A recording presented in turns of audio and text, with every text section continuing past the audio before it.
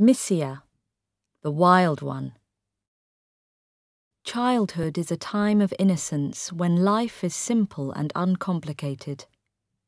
Children, watching the comings and goings of adults, often see things that they don't understand until years later, when they are adults themselves and know the ways of the world.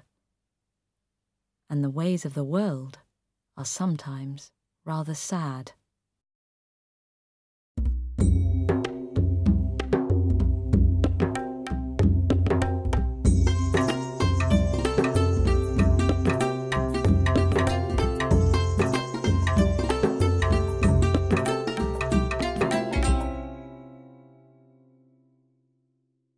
There is still talk about her in the village, all these years later. She did not come back after she went away so suddenly that morning. No one really cared to find out what happened to her. But they did not forget her. Even recently, an old man in the village said her name, Missiya, with sadness in his voice. And the village never again knew anyone quite like her. They remembered her not so much for her good looks as for her boldness. She was good-looking, though. But in those days, there was no way a good-looking girl could escape from village life and make an exciting future for herself. What could Missiya do, except sell her good looks while she was young? Selling them for so little. Almost nothing. Every time I go back home to the village, I see Missiya in my mind. She had brown skin which shone with good health and a beautiful, strong body. She moved beautifully too. She used to carry a full pot of water on her hip and use her other hand to pick a fruit or a branch off a tree for firewood. She was full of fun. She ran when there was no need to run, smiled all the time and laughed often. The women envied her and felt jealous of the way men watched her lovely body. Missiya never married. She never wanted to be like other village girls who spent time getting to know boys, walking in the fields, talking of love, and making careful plans for the future. Missiya's house was usually full of men, and her parents did not mind her free and easy ways with the young men, and older ones, who crowded into that little house. No surprise, then, that before she was 16, people were already talking about her. As a child, I couldn't take my eyes off her. She had a pair of eyes which seemed enormous to me.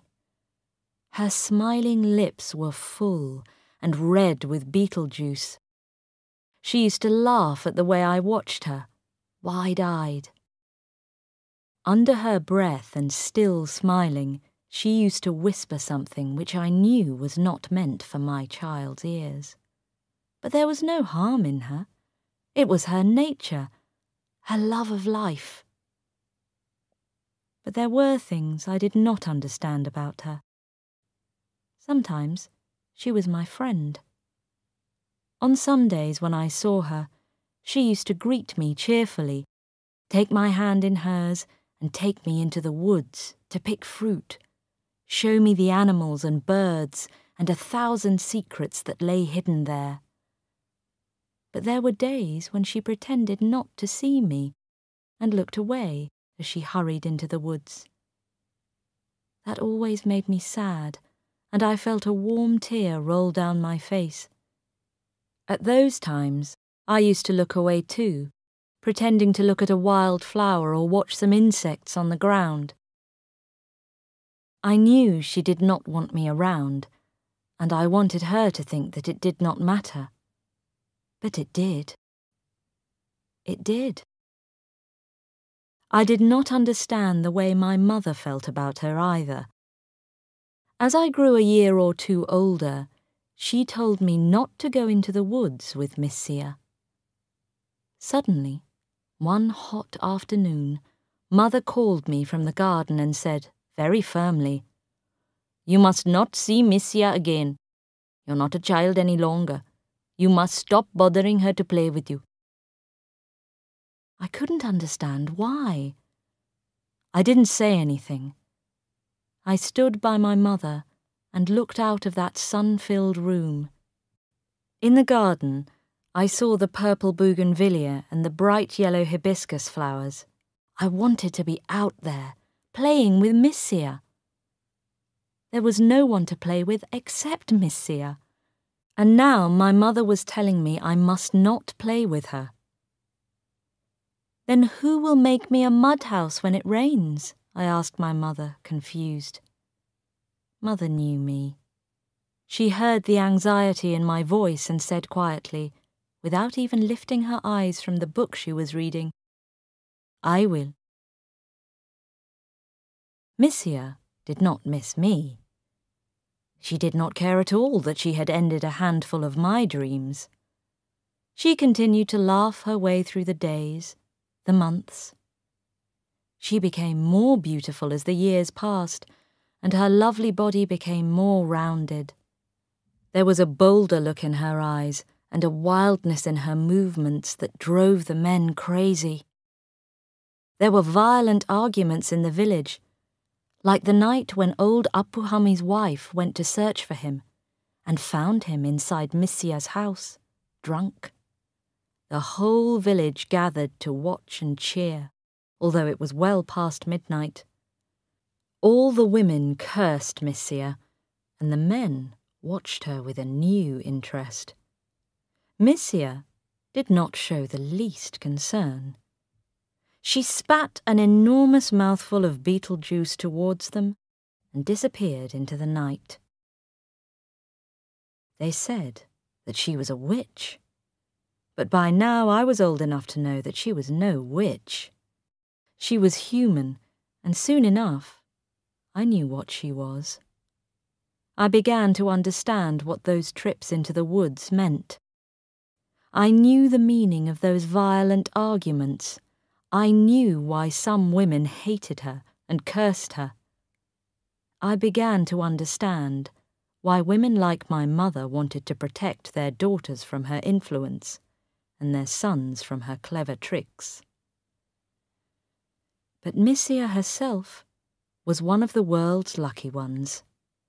She didn't care what anyone said. She didn't care what happened to anyone. She cared only about one person in the whole world, and that was herself.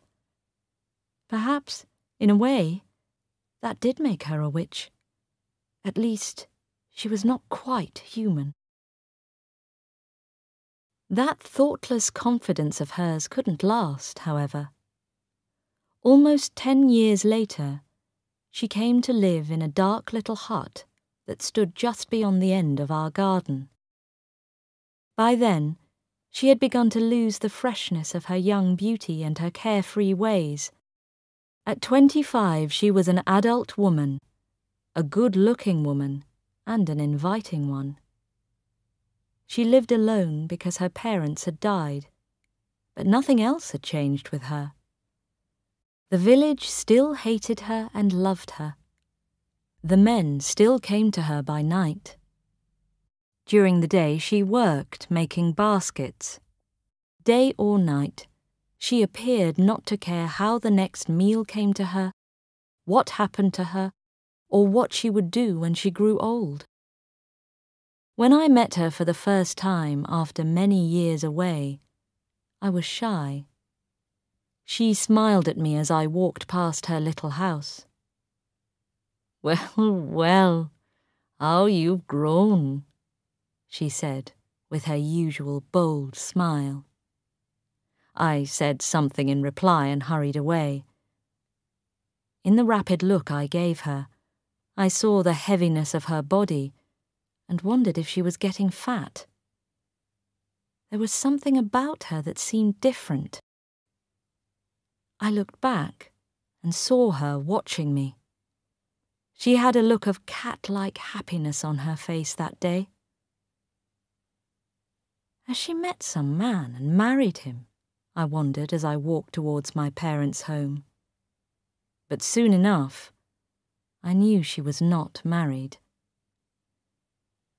The village now felt sorry for her. She was a woman growing old before her time. The men did not come to her for their pleasures as much as before. The village was moving into the modern world. Just 2 miles away there was now a cinema, and after the late-night showing, there were women available there, too. So Missiya was finding it hard to earn enough money even for food. The village talked and laughed unkindly about her. How poor she was, how little she had. Her clothes were unwashed, her habits dirty. It seemed that the world's oldest profession did not pay very well. The morning it happened started like any other. The sun shone, and the raindrops danced on the wet grass. I walked down to the edge of the garden, reliving the pleasures of my childhood. These trips back to the village filled me with confused thoughts, a wish for past days, past magic, when the world and I were young. The old tree, where I had sat in the shade and cried desperate tears over some young sadness or other, was still there. So was the dead tree trunk where my friends and I had sat on so many golden evenings and watched the sun go down. The voices from the past whispered in my ear, some long gone from my life. The cool air was still so well known and dear to me, and the morning sun gave a silver touch to the rice fields spread out at my feet. I stopped with a start when I saw the 2 policemen. They looked towards our house and then looked away. I took a step backwards and watched them. They spoke to each other and entered the large shed in which the hay was stored. It was early morning. There was no one else around. And quietly, the village began to wake up. First, the old businessman, the Mudalali, clearing his throat and walking to the corner to get his morning newspaper. He was followed by the young man who worked in the tea shop. Then the women appeared, wanting to know what was happening. Suddenly there was a crowd and excitement in the air. And then the policeman brought out the terrible bundle from inside the building. I shut my eyes and turned away. It was such a tiny bundle, a helpless little thing, killed by its own mother and hidden in the hay. It had no father who would accept it as his child, so it had to die. A fatherless baby in that little village was a terrible thing, and women like its mother were cursed, perhaps even killed. In that lovely little village, with its sunny green fields and blue hills, there was no room for that child. And then they brought out the mother. She didn't hide her head guiltily as they wanted her to. She still held her head high and looked straight at all of us. I hid behind a tree and watched her. I still couldn't take my eyes off her. She looked at the silent crowd, and then she noticed me. She smiled at me, bold and direct as always. I shut my eyes.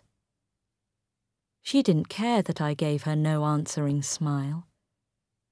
She turned to the crowd with the same bold smile and spat an enormous mouthful of beetle juice towards them. And then she went away with the policeman.